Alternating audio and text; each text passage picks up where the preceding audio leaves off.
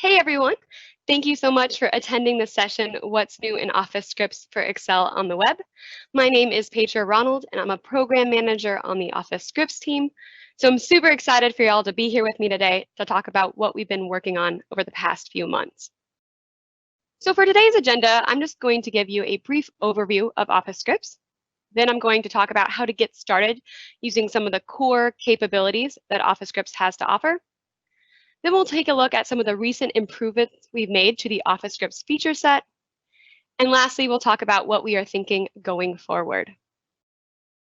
So before we take a look at some of the core capabilities that Office Scripts has to offer, I want to take a look at how Office Scripts came to be.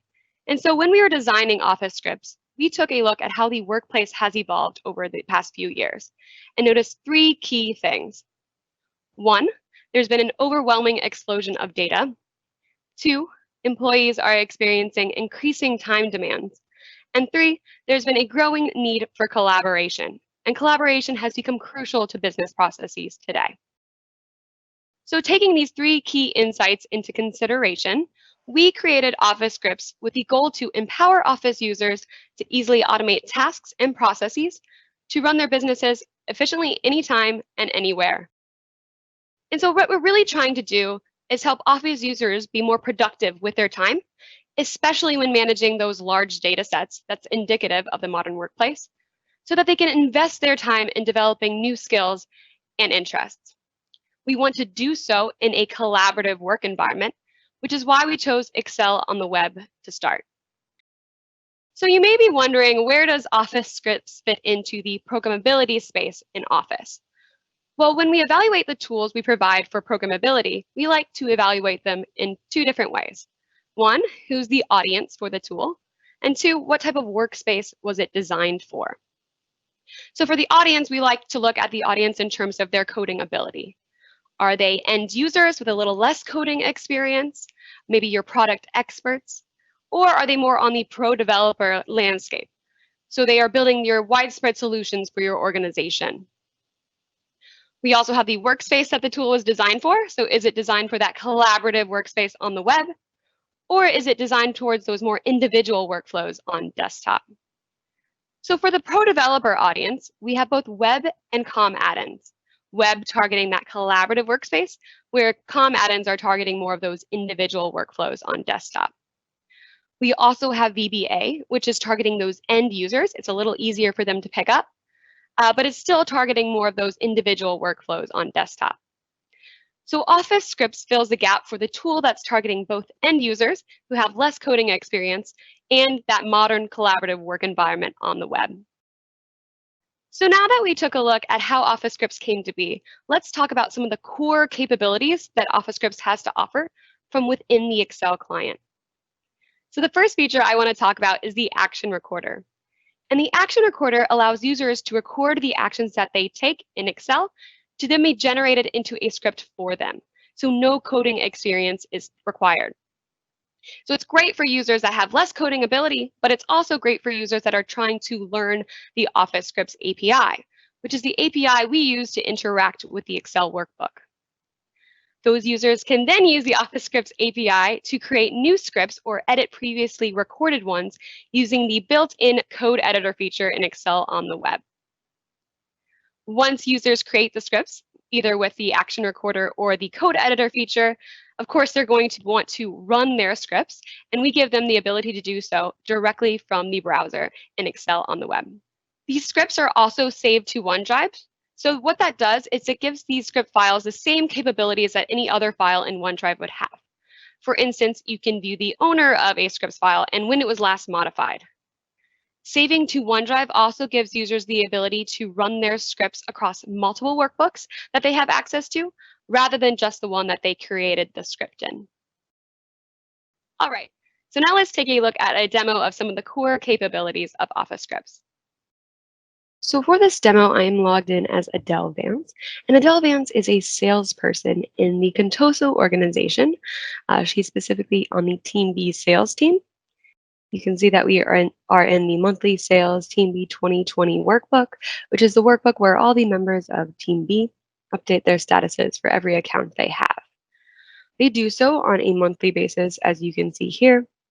And every month, Adele has been tasked with the job of creating a report for her manager to view about all the closed sales that occurred that month. However, after doing this a couple of times, Adele realizes that it's a pretty time-consuming process, and so she decides to automate this workflow. She's a little unfamiliar with coding though, and so she's going to use the action recorder feature. So I'm just going to go to the Automate tab and click on the Record Actions button to get started. As you can see, this task pane has opened and a recording has started. But whenever I make selections in the workbook, nothing is recorded. And that's because those selections aren't changing the workbook. So only actions that change the workbook are going to be recorded and then generated into a script, so as not to clutter that script with selections. Okay, so now I'm just going to format this workbook or this worksheet as Adele would every month. Just going to insert a row, going to merge some cells. And as you can see here, my actions are being reflected in this pane. And this is to help users track their progress of their recording and make sure that their actions are indeed being recorded. So I'm just going to add a title, but oops, I didn't want to just make that edit just yet. That's not a big deal because I can undo this action. So what happened here is that the undo was logged in this pane, but what's going to happen in the script that's going to be generated is that the action, the edit that I made, that line of code that was outputted from that edit is just going to disappear. And so that's so that when you make a mistake or if you undo an action, it's not going to clutter your script with those mistakes and undos. Okay, so I'm just going to continue to edit the workbook. So August Contoso monthly sales report. And then I'm going to bold that and increase the size, make this look a little nicer. And then I'm going to filter based off the closed sales because that's all my manager cares about. And then I'm going to add some conditional formatting. And so what I'm trying to show you here is that the coverage of the Excel actions that can be recorded is quite large. And if something isn't recordable, it will say so in this pane. It'll say this action is not recordable so that you know beforehand, ahead of time, before that script is generated, that it might not work correctly because of that missing piece. Okay, so now I'm just going to do a few more things. So I'm going to insert a column chart. And I'm going to hide some columns. And then I'm going to increase the size of this chart. And then I'm going to change the chart title to say monthly sales. Okay, perfect. So now that I'm done with all the actions that I want to take, I'm going to click stop to end the recording. It's for Team B. I'm going to click save. And what's happening when I click save is that the recorded actions that I took are going to be translated into a script, and the script is going to be saved to OneDrive. And what that does, it gives Adele the capability to run this script across all the workbooks that she has, rather than just the one that she created it in. Okay, so I'm going to click save. And what you see here is that the actions are being translated into a script, and we're going to the code editor task pane, specifically on the script details page. In this page, I can rename the script. I can run, edit, and delete the script. I can enter a script description if I want to. I can be the owner and when it was last modified. And then I can also share with others in this workbook, but I'm going to talk about that a little later. So right now, though, I just want to view the code that was outputted from that recording. So I'm going to click Edit. And so here you can see the code that was generated from my actions. It wasn't just code, though, that was generated. It was also comments, as you can see here. And we decided to generate comments in a recorded script so that users with a little less coding experience could better understand what's happening in that script. This is the same code editor that is used in VS Code, so it's the Monaco code editor. So it's going to have a lot of the same capabilities that you would have in VS Code, such as IntelliSense, for example. We support both the TypeScript and JavaScript languages, and the API that we are using to interact with the Excel workbook is the Office Scripts API. Okay, So now I could run this script on the September sheet right now, but there's a few things I want to change. And so if I go down here, you can see that this line of code is setting the header value range to the value August Contoso monthly sales report. And that's great because that's what I recorded. However, if I run the script on the September sheet, it's going to still say August Contoso's monthly sales report. So I want to make this a little bit more dynamic. And so I'm going to add some logic here.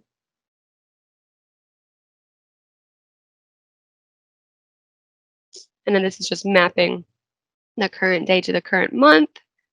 And then I'm going to use that mapping to update this header accordingly. So I'm going to say months, month of the current day to be updated in the header. And while I was typing, you can see some of those IntelliSense capabilities that are giving me hints about what to type. Okay. And so now I want to make just one other change. So you can see in this line of code, it's saying workbook.getTable, and it has a table ID that it's getting. And this table ID is referring to this specific table because this line of code was outputted when we filtered the table according to the closed sales. However, if I run this script on the September worksheet, it's still going to be filtering the August table. And that's because our recorder works with absolute cell references, meaning that when you record an action, it's going to refer to ranges and objects by their ID. The alternative is relative cell references, which would refer to objects and ranges according to where you first started a recording. However, we only support absolute cell references at this time. And so because this is referring to this table by an ID, I do want to change this line of code. And I wanted to change it to get the first the first table in a worksheet.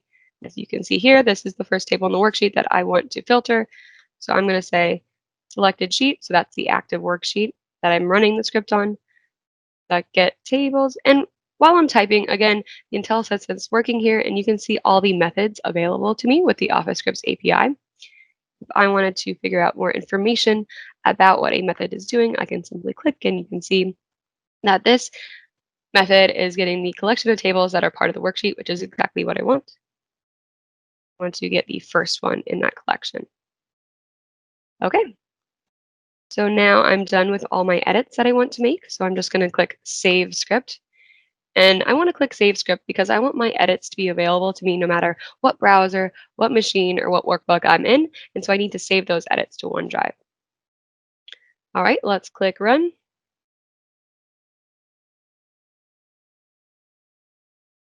And there you can see that all the actions that I took in the August worksheet has been applied to the September worksheet with a little bit more logic in the click of a button. All right, so now that we've taken a look at some of the core capabilities that Office Scripts has to offer, let's look at some of the recent improvements that we've made to the Office Scripts feature set. Now, you may be familiar with some of these improvements because we did announce them at previous conferences. However, they were still in a work in progress then. But I'm happy to announce today that they are available for you to try out and they're released to production. So the first feature that I want to talk about that we recently released is the secure script sharing feature. And script sharing allows users to share a script with others in their organization so that they too may benefit from a script without having to take the time to create it. Another feature that we recently released is the Power Automate integration. And for those who aren't familiar with Power Automate is a service that allows users to automate their workflows across multiple applications and services. And now, as a part of those workflows, you can run an Office script using the run script action in the Excel Online Business Connector. We've also recently released some additional admin controls to further help admins have visibility and governance into how scripting is used in their organization. And lastly, for those pro developers out there that may be familiar with the Office.js API or the API that is used to build web add-ins, that API, we originally had announced that we were going to be using it for the Office Scripts feature. However, we decided after listening to our end users that we needed to simplify that API into what we call the Office Scripts API. and I'll get into that in a little bit. So the first feature that I want to talk about that we recently released is script sharing. So I previously said that scripts are stored in OneDrive, and because of that, you have all these same sharing capabilities that any other file in OneDrive would have. However, that doesn't include the run permission. So if you want to share a script to another user so that they may run that script, you need to do so from within our feature in the Excel on the web client. Sharing is on a per document basis, meaning that when you share a script, you're actually sharing it in the document so that everyone who has access to that document has access to view and run that script. Editing permissions are not allowed at this time. The users that you do share the script with will need to consent to that script before they run it. They can view, as you can see in this slide, who last modified that script and what permissions that script has, just so that they understand what the script is doing before they run it. And I like to point out that no external sharing is allowed, meaning that someone from outside your organization cannot share a script with you so that you will run it. And that's just because we want to make sure that script sharing is safe and secure within an organization. All right, so let's take a look at a demo of script sharing. All right, so where we left off in the last demo was that Adele had just created the Contoso monthly sales report Team B script. However, Adele, after creating the script, realizes that she might not be the only one to benefit from a script like this. In fact, her coworker Megan on Team A has to generate the same report for her manager too. And so Adele decides that she wants to help Megan out and she wants to share this script with her. And so she's going to go to the script details page and she's going to click on the share with others in this workbook toggle. And what this is doing is it's sharing that script in the workbook so that everyone who has access to the monthly sales Team B 2020 workbook will have access to view and run this script. And again, it's everyone in the organization because no external sharing is allowed. And so Megan has access to this workbook, and so she should now have access to view and run the script. So I'm just going to quickly add a description so Megan knows what the script is doing. Is generating a monthly sales report for closed sales. Right, perfect. And now we're just going to switch over to Megan. All right, so you can see that I am logged in as Megan here, and I'm in the same workbook that Adele had shared her script in.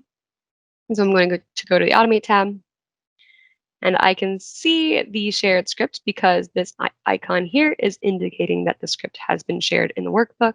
So I'm going to click there, and I can see that it is Adele's script, and I can also see when it was last modified. I can see the description of the script to help me better understand what it's doing. I can also run, view, and make a copy of this script. But I'm going to show you what running a script looks like for a user that is running a script that isn't theirs on a document for the first time. I'm going to click Run. And you can see here, I'm prompted with a consent dialog to make sure I understand what I'm running and I understand some key details like who last modified it and what types of permissions the script has. This is going to happen for every document that Adele shares the script in, even if I've consented to the script in another document. But I'm just going to click out of this because I don't want to run this script right now. I actually want to view it. And you can see here that I'm in a read-only view of this script because, again, I don't have edit permissions. However, Megan has more programming experience than Adele, and so she does want to enhance this script to meet her own needs for Team A. So she's going to make a copy of it to make this script her own and so that she can make edits. She's going to make a copy. And then she's going to rename it to say A.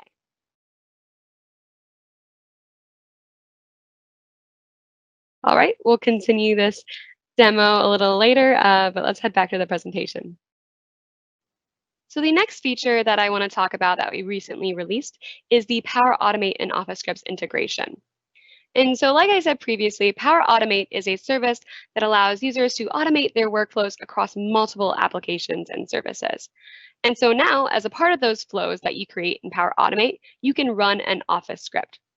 And you can do so using the Run Script action that you see here, using the Excel Online Business Connector. And so in this action, all you need to define is the file that you want to run the script on, as well as define the script that you want to run.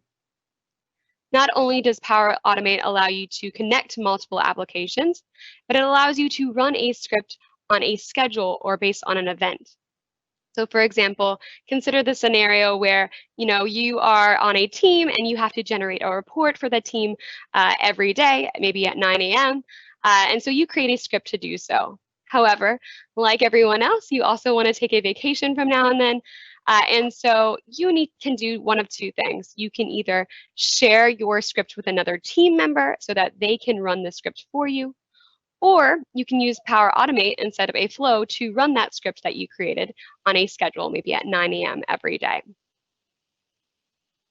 Power Automate also allows for the transfer of data across applications, and Office Scripts also supports this. So for instance, if you wanted to send data into an Excel workbook, you can do so using parameters in an Office script. And if you wanted to send data out of a workbook, maybe you wanted to get some data from an Excel workbook and send it in an email or in a Teams message to someone, you can do so using return values. So really what this integration is doing is it's incorporating all the capabilities of Excel on the web into flows that you create in Power Automate. And it's allowing everyone in your organization to benefit from a script created by someone without them having to do any additional setup and work to create that script. All right, so let's see a demo of Power Automate in Office Scripts. So in the last demo, Adele had just shared her script with Megan, and Megan had made a copy of that script. We're still in the Team B 2020 workbook, so now I want to switch over to the Team A 2020 workbook because that's where Megan wants to enhance this automated workflow.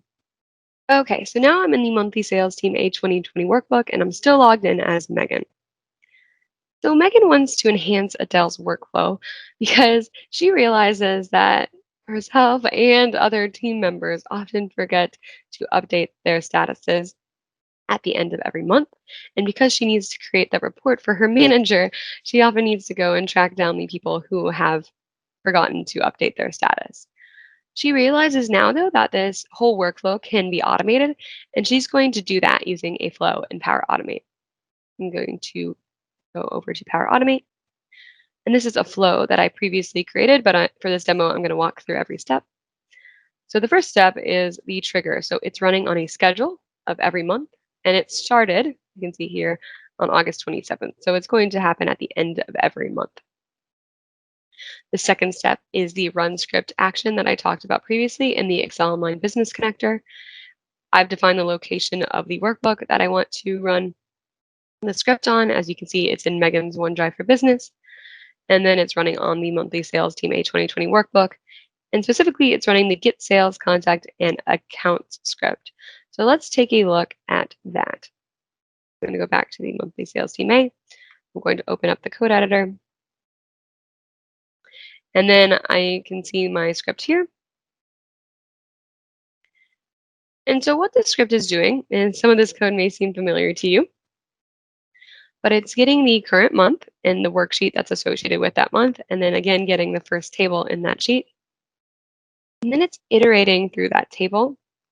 As you can see here, this for loop is iterating through that table, and then it's figuring out which row has the status column value that is missing. And so you can see if it does have a missing value, it's going to be pushing an employee object, which is an object that has a name, an email, an account, into this people array that is defined up here. So you may be wondering, where was this employee object defined? And you can define objects outside of the main function of Office Scripts. And this is where the employee object was defined. And you can see that it has a name, an email, and an account, all of type string. So after we figure out, how all the employees that have a missing value for their respective accounts, then we are logging that array. And console logging is a great way to troubleshoot and verify that your code is working correctly. So I'm just going to run the script so you can see how that turns out. Okay, so now you can see down here that indeed my people array was logged, and it's returning the correct value of Megan, her email, and the account with missing value. Okay, and lastly, the script is returning that people array. If I go back up here, here is where the return value was defined. And we support all the basic types for return values. So your numbers, strings, booleans, objects, and arrays of each of those types. All right, so I'm just going to go back to the flow. So after we figure out which employees have a missing value for their status, we need to now remind them to update it. And how we're going to do that is with an adaptive card. And for those of you who are unfamiliar with adaptive card technology, it is JSON-based technology that allows developers to create interactive UX experiences across multiple applications, but in a native way. And you may be wondering, what is that? And so I'm just going to go over quickly to the Adaptive Card Designer, which is a tool used to build adaptive cards. So this is what our adaptive card is going to look like. It's just saying, update your status report for the Vintage Finds account. And this is being sent in Teams, as you can see in the Select Host app option here. And so we are going to send our adaptive cards as a Teams message.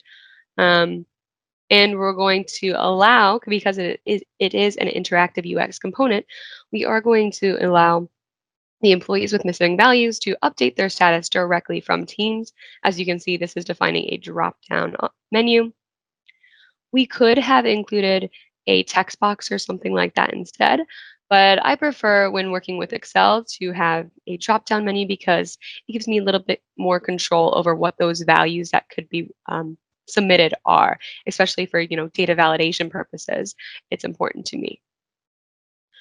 And so this whole component is defined just by this JSON block down here. And when I change the host, so let's say instead of Teams, we want to see how it looks in Outlook, you can see that the UI has changed into the native UI of Outlook without me having to change any of the JSON down here. So again, it allows developers to create interactive UX components across multiple applications like Outlook and Teams in a native feel. Okay, so now that we know what adaptive cards are, let's go back to the flow. And so we are going to be sending an adaptive card to each, as you can see here, it's applying it to each employee that was returned in this array, in that people array from the script. This control was actually automatically added because it could detect that this return value was indeed an array. And it was applied when I added the action to post an adaptive card to a Teams user and wait for a response. So what it's doing is, again, it's going to be posting this specific adaptive card component, and it's going to be sending that to a user in Teams, which is where Adele will be submitting her response. And then it's going to wait until that user has a response. You can see here that it just needs to take in the recipient of the adaptive card, which we returned in the employee object. And then this is the JSON blob that defines the adaptive card. It says update your status report for the specific account that had the missing value, which we also returned from the script. And then lastly, it's saying whether or not to update the adaptive card once a user has submitted a response. And yes, we do, because it helps users understand that their response has been submitted successfully. So after, though, a user submits a response, we need to save that response into the Excel workbook. So this script is doing just that. And you can see here that this script is taking in parameters rather than returning a value. So it's taking in the email of the employee with the missing value, the account of the employee with the missing value, and then the response from the Teams adaptive card that the employee submitted. And you might be wondering, how do I add these values? So I'm just going to get rid of there. And you can see add dynamic content right here. And then it gives you your selections for that dynamic content. So I'm going to just click email because I do want to pass that in. And now let's go back to the workbook to see what the save account status script is doing. I'm going to go here, and you immediately see that the parameters are defined here, all type string. And just so you know, if you're going to be creating scripts, that take in parameters, the workbook parameter always does need to be first. We do accept parameters of all those basic types again. So again, your booleans, numbers, objects, and strings, and arrays. Okay. So now this script is doing the same thing as the last one. So it's figuring out what the first table in the sheet, the current month's sheet is. And then it's going to be iterating through that table, as you can see with this for loop, but then it's matching the row with the parameters that were sent in. So it's matching the row that has the matched account and email address. And if that does match, then it's setting the team's response into this column here. I could run this script at this time, but nothing's really going to happen just because it does need those parameters to run. So now I'm just going to go back to the flow. And we are almost done. So after all these, every employee with a missing value has submitted a response, we need to do one last thing after we save those responses to the workbook, of course. But we need to actually generate the report that we recorded in the beginning. And Megan had made a copy of that recording that Adele had created. And so let's run that copy.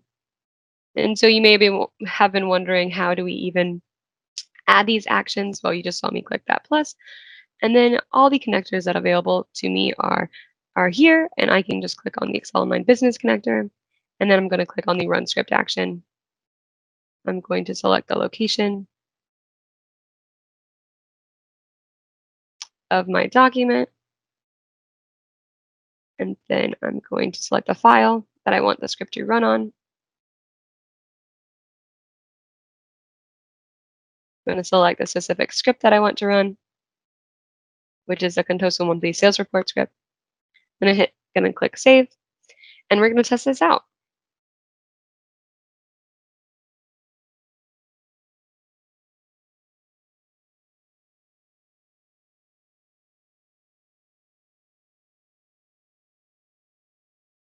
All right.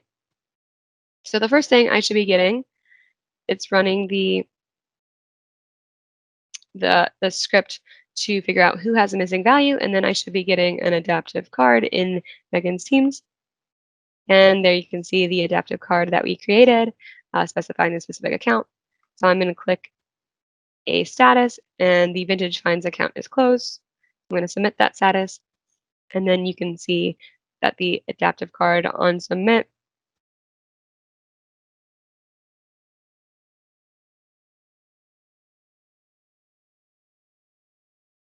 is refreshed. And I'm going to go back to the monthly sales team A 2020 workbook. And I'm going to wait and see that this status is going to be updated. And there you can see that the status was updated. But wait, so the report that I wanted to generate that script didn't run. So let's take a look at that script. And so remember that this script was created with a recording. And so when a script is created with a recording, it's always going to get the active worksheet that the recording was started in. And that's so these scripts that you record will run on every worksheet that you run it on, not a specific worksheet. But because I want to run this on the current month's sheet, I need to change this. And so I'm going to say, instead of get active worksheet, I'm going to say workbook.get worksheet, and then I'm going to say get the current month.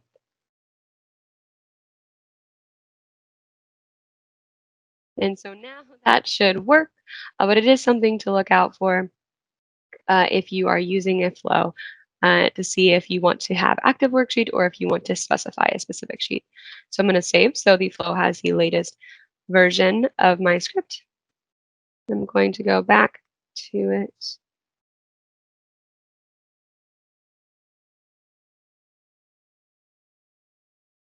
And then I'm going to test it out again.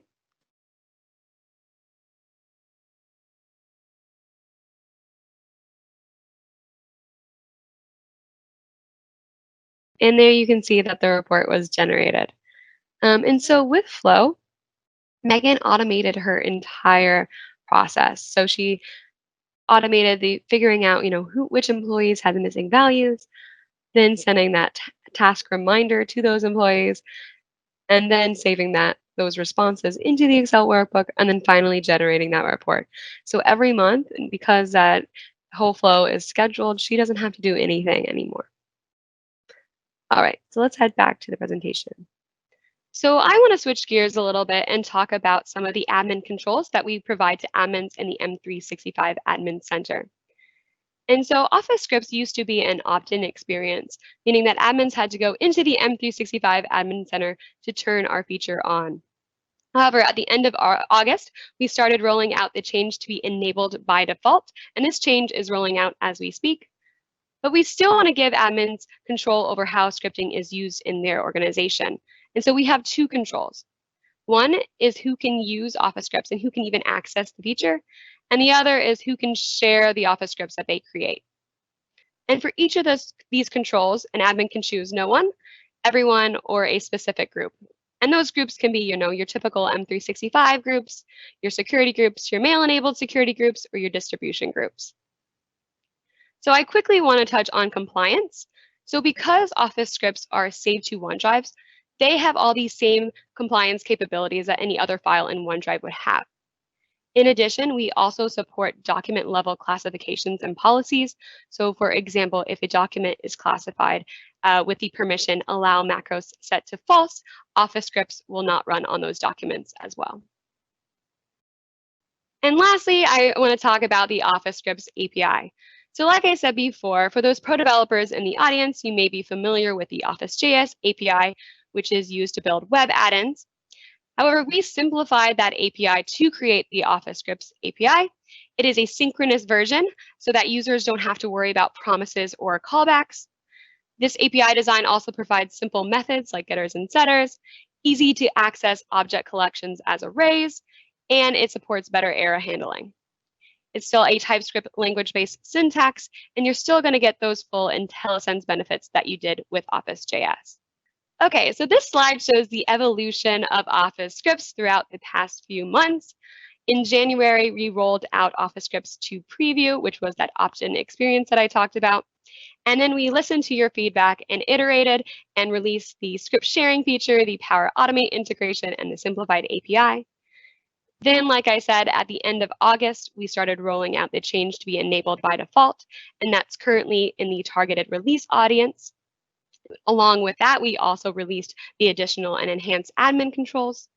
And so from now on, we're just going to continue to iterate and adjust and hear your feedback, and that's going to determine when we are going to be generally available.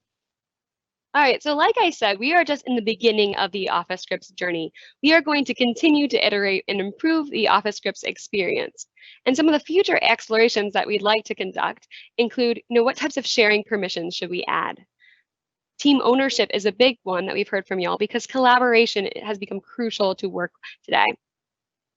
We also want to invest in some additional endpoints and applications because we understand that your workflows are across multiple applications and services.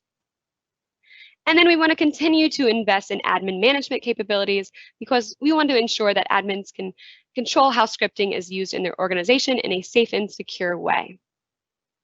So if you could walk away with one thing today, it's that scripts live in the cloud alongside workbooks so that Excel tasks and processes can be automated, either with the click of a button inside of Excel or in the cloud as part of a workflow or anytime you choose using Power Automate.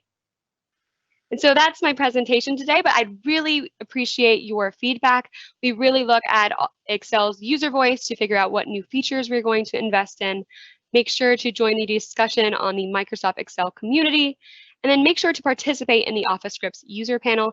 It's a new user panel that we just set up to make sure that we are getting as much feedback as we can.